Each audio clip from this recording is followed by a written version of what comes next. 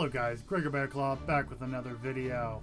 In today's video, we are making a sheath for this. Now, the style of sheath I would like to do...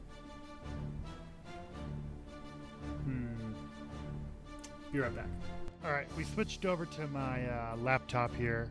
My desktop. Alright, so, this is the style of sheath I am looking for.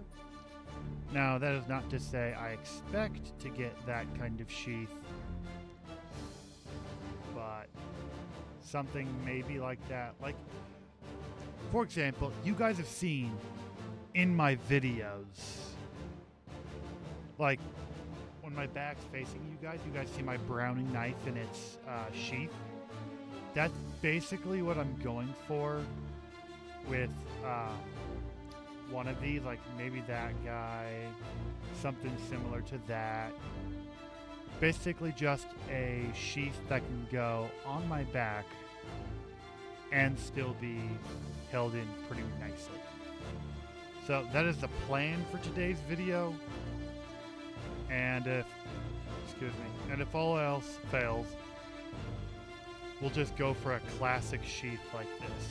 So I'll transfer you guys back over to the camera and we'll get started.